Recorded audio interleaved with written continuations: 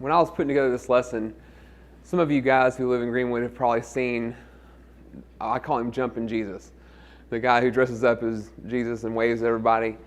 Earlier last week, he had a sign out there with him, and I didn't see it. Cynthia kind of told me the gist of it, but essentially it was speaking out against homosexuality, transgenderism, whatever it was, and naturally people lost their minds. Got on social media and said all sorts of things and lost their mind. But it got me thinking about something, about how often we speak up and how we should do it when we do it, which that's not the right way, in the back of a truck with a sign probably, but the message is good. It's speaking up for what's right. So, the questions I asked myself, and I'll ask you this morning: have you ever had the opportunity to stand up for what's right but didn't? Or did you ever have an opportunity to spread the gospel that you didn't take? And for me, both answers were yes. And I imagine for most of us out here, those answers would be yes. That we, have had an opportunity to say something and we just didn't, or we had a good opportunity to spread the gospel and what if they think this, or what if they think that, and I don't want to lose a friend over this, and I don't want to be called such and such or whatever. So, it's not always easy to do the right thing. And it's never easy to have a conversation with someone that we feel is in the wrong and to point out someone else's wrong, because we just instantly recoil from that because we have our own wrong, right? But as Christians, we have to be ready to have those conversations. 2 Timothy 4 verse 2 says, "Preach the word, be ready in season and out of season, convince, rebuke, exhort with all long suffering and teaching." So we have to know the Scripture, and we have to be ready to present that in a way as best we can when those opportunities arise. So, when we do this, we're fulfilling the Great Commission, that we're supposed to go into the world and spread the gospel.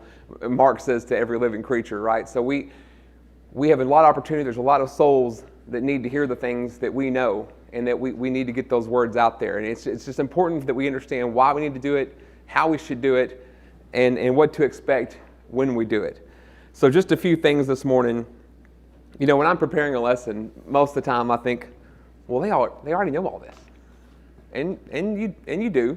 And this is no different this morning, but you're not going to hear anything you haven't heard before, I doubt. But I think it's sometimes good just to refocus. There's a lot going on in the world. There's, you see things on the news, social media. I mean, it's everywhere, and there's not a lot of voices that are speaking up for Jesus, for right, and that's the kind of falls on Christians to do that. So, why is it so important to stand up for what's right, and what do you think is going to happen if you do, and why don't people do it more often? These are some things I want to think about. So let's turn over to Mark, the 8th chapter.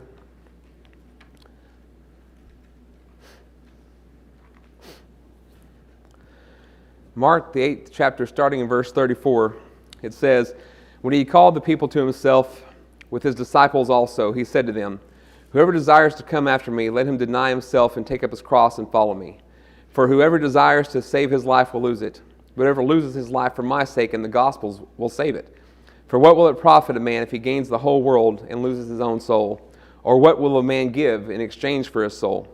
For whoever is ashamed of me and my words in this adulterous and sinful generation, of him the Son of Man also will be ashamed when he comes in the glory of his Father with the holy angels.'" So, lots of great stuff there. But verse 36 is a great question. What was it profit a man if he gains the whole world and loses his own soul? If we gain the whole world, whether that be, whatever that means to you, fame, fortune, popularity, followers, whatever it is that you're like, man, if I had this, I would have everything. If we gain all of that, but in turn it costs us our soul, we have nothing. We have nothing.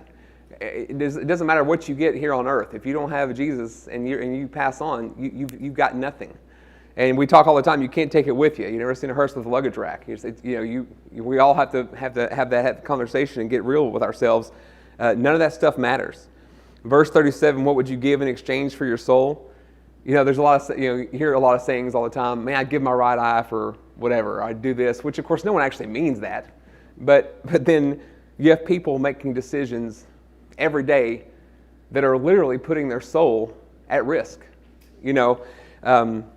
whether it's, lust, greed, whatever, they're putting their soul at risk for insert bad decision here, whatever that is for them. It's something different calls to all of us.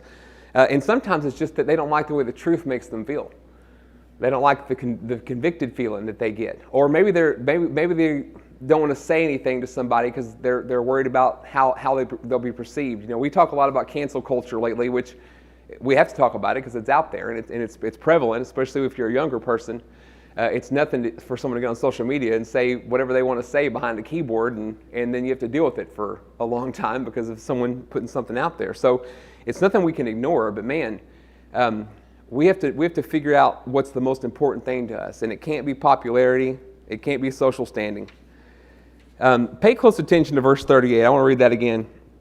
Whoever is ashamed of me and my words in this adulterous and sinful generation, of him the Son of Man will also be ashamed when he comes in the glory of his Father with the holy angels. Are we ashamed of Jesus and his words? I mean, everyone here should be saying no. But what does our actions say, right?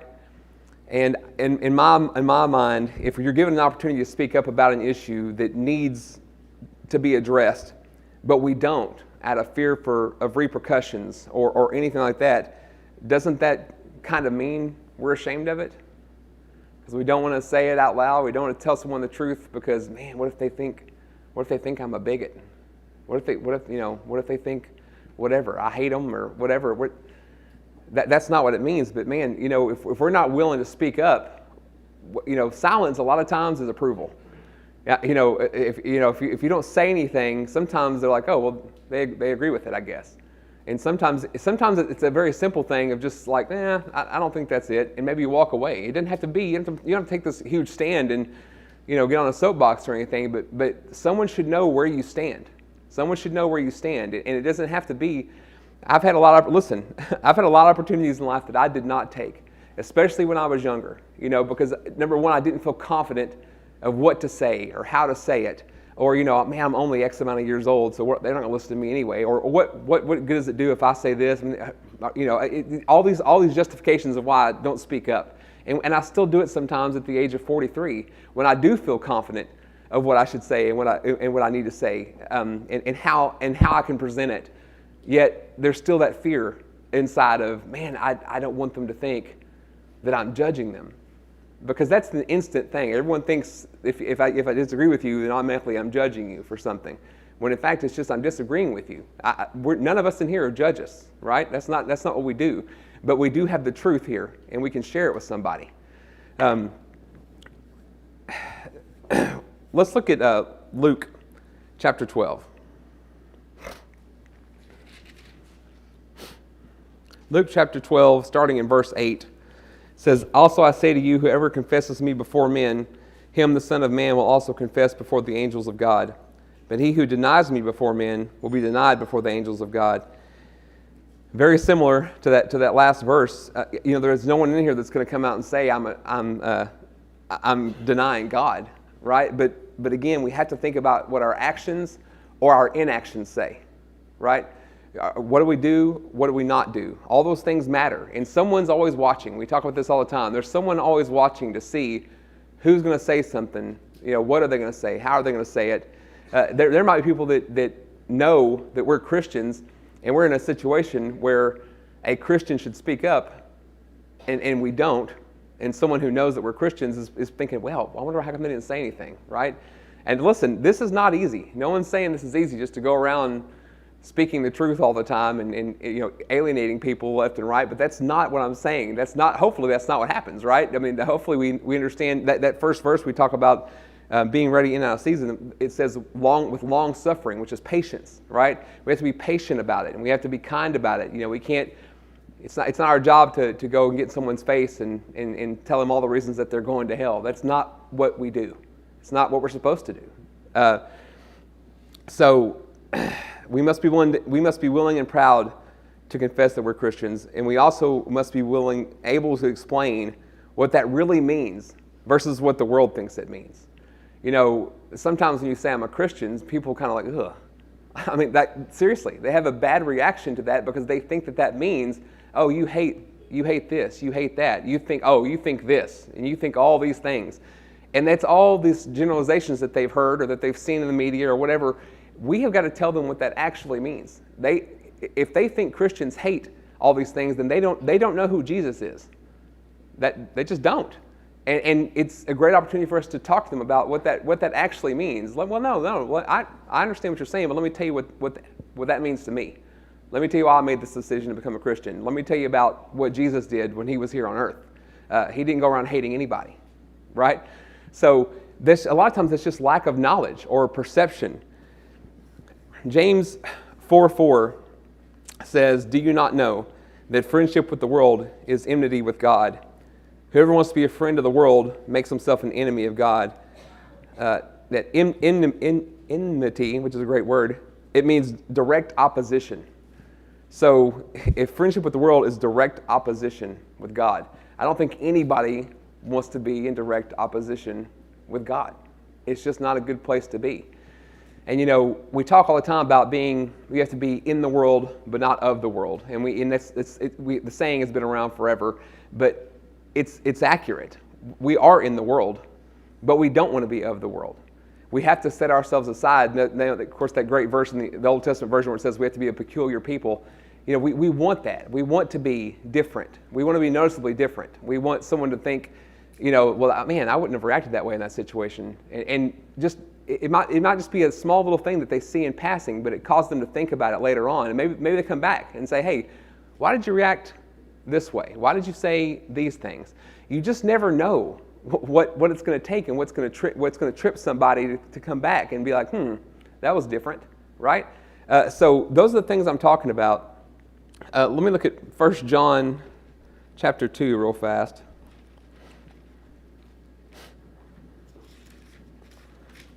1 John chapter 2, verses 15 through 17 says, "Do not love the world or the things in the world. If anyone loves the world, the love of the Father is not in him. For all that is in the world, the lust of the flesh, the lust of the eyes, the pride of life, is not of the Father, but is of the world. And the world is passing away, and the lust of it. But he who does the will of God abides forever." The Bible is so awesome. Written thousands of years ago and so appropriate all the time to us today. And when I see this, the lust of the flesh, the lust of the eyes, and the pride of life, that's describing social media to me. I mean, it's not hard. Has anyone ever been on the internet and clicked something that they thought was completely fine and then it turned out that it wasn't? I mean, my goodness. It's everywhere. It's everywhere. The stuff, here I go sound like an old person, but the stuff that is shown on network television at 8 o'clock, that would never have been shown at any time when I was a child, period. On cable or anywhere, much less a major network at 7 o'clock. I told you it was going to sound old. My point is that we're going the wrong way. And we've got to be able to speak up and speak out and say things when they need to be said. So let's talk about why do more people not speak up? And I think the fear of repercussions, having a bad reputation, being canceled, however you want to put it, is the main thing, right? So let's just look at a couple of things that Jesus said about that. Turn to Matthew chapter 5. Yeah, starting at the Sermon on the Mount, the Beatitudes, we've all heard them 100 times, but verse 11 of chapter 5 says, "Blessed are you when they revile and persecute you and say all kinds of evil against you falsely for my sake. Rejoice and be exceedingly glad, for great is your reward in heaven, for so they persecuted the prophets who were before you." Jesus knew that we'd be persecuted if we spoke up for his name's sake.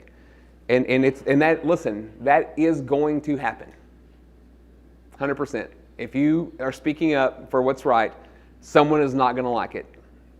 You've got to be ready to deal with whatever that looks like.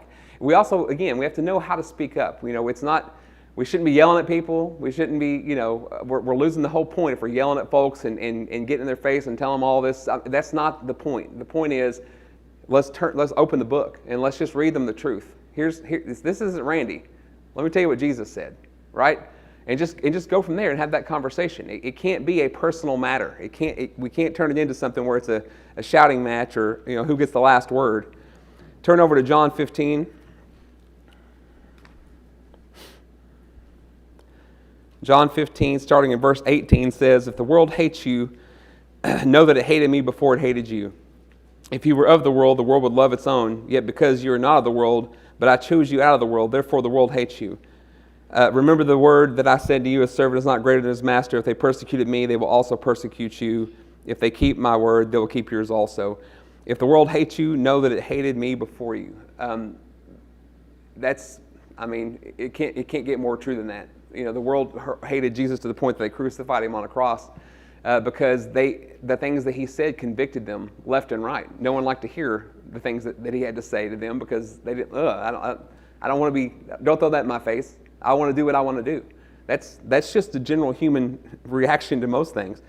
And here's the kicker, y'all.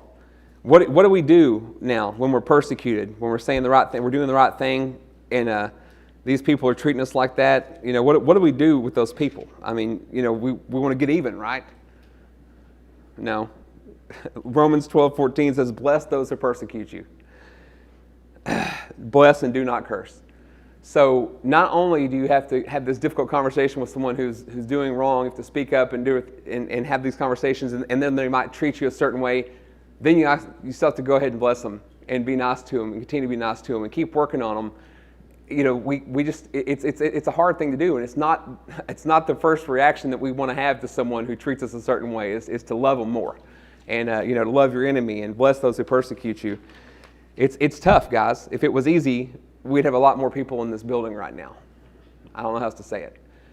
So, Mark Twain said, "You're never wrong for doing the right thing," and I think that's correct. I think that if you're doing the right thing, that you're never wrong. But I'm also going to say this. It takes great courage sometimes to do the right thing. You know, and courage is different for everybody. You know, the things that I thought would be hard for me to do when I was 15, 16, 17, no problem at all for me now.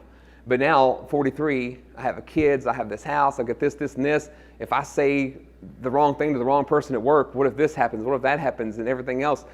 And so it goes back to knowing the Scripture, having patience, knowing how to say those things with love, with patience. And if something happens because you're speaking up for Jesus, oh well. I mean, I'm not trying to downplay it, but listen, it's either right or it's wrong. If you're right, you're right.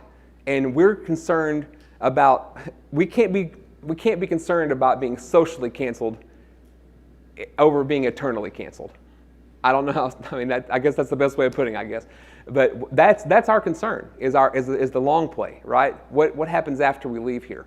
And we can't worry about what people think about us on earth if we're doing it correctly and we're approaching them with the truth, letting God's word speak, and doing it with love and with patience. If they don't accept that and they do whatever they do to you, that's out of your control. That's out of your control. But we have to control the things that we can. The last thing I'll say, because I'm over, is it is very natural for humans to go to the worst case scenario. Well, I'm going to say this, and they're going to do this, and I'm going to lose my job, and then the house is going to get foreclosed on, and all these things. It's very natural for us to think about the absolute worst case scenario, but I want you to think of the other way. What if no one has ever said a word to this person, and they've never heard the truth, ever? What if they thought that they were doing right because it seemed like everyone was doing this, and this? What if we're the one person that has ever taken the time to say, hey, have you ever thought about this? Have you ever read this?